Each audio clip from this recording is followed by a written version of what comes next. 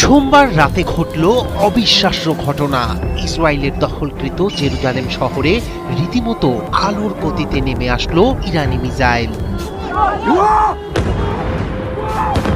যেখানে দেখা যাচ্ছে আছড়ে পড়ছে একের পর এক ইরানের ভয়ঙ্কর সব ব্যালিস্টিক মিসাইলের আঘাতে চূর্ণ বিচূর্ণ হয়েছে জেরুজালেমের রাস্তা, সৃষ্টি হয়েছে বিশাল গর্ত, ধোঁয়া আর ধ্বংসস্তূপে ঢেকে গেছে পূর্ব জেরুজালেমের আকাশ।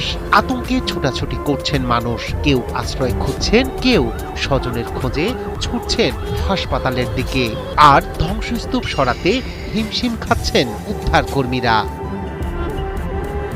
এখনো শুকায়নি খামেনির রক্তের দাগ। সেই পবিত্র রক্তের বদলা নিতে ইসরায়েলের দানবীয় আঘাত হানছে ইরান। আকাশ চিরে ছুটে আসা আগুনের গোলায় জবাব দিচ্ছে খামেনির রেখে যাওয়া যোদ্ধারা।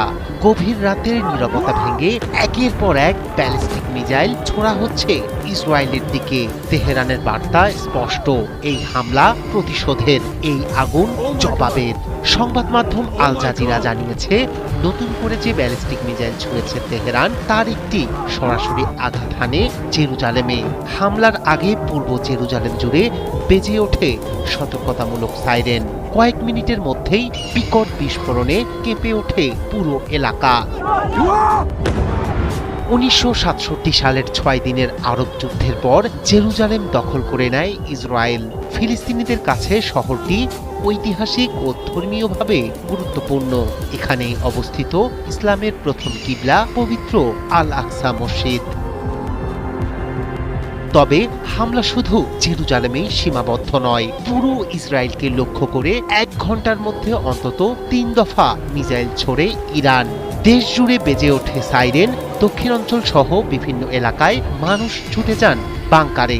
টাইমস অফ ইসরায়েল জানায়, স্থানীয় সময় রোববার রাতে নতুন করে মিসাইল নিক্ষেপ করা হয়। অসমর্থিত সূত্রে জানা গেছে, সরাসরি তেল আবিবের বুকে আঘাত এনেছে একটি মিসাইল। তবে সব মিসাইল ভূপাতিত করা গেছে কিনা তা নিশ্চিত নয়। সবচেয়ে বেশি ক্ষয়ক্ষতির খবর এসেছে বেইত শেমেশ থেকে। সেখানে একটি আবাসিক এলাকায় সরাসরি আঘাত হানে ইরানি ক্ষেপণাস্ত্র। এতে অন্তত 8 জন নিহত এবং 20 জন আহত হয়েছেন বলে জানিয়েছে স্থানীয় সংবাদ মাধ্যম। কয়েকটি ভবন সম্পূর্ণ ধ্বংস হয়ে গেছে, বিশাল গর্ত তৈরি হয়েছে সড়কে।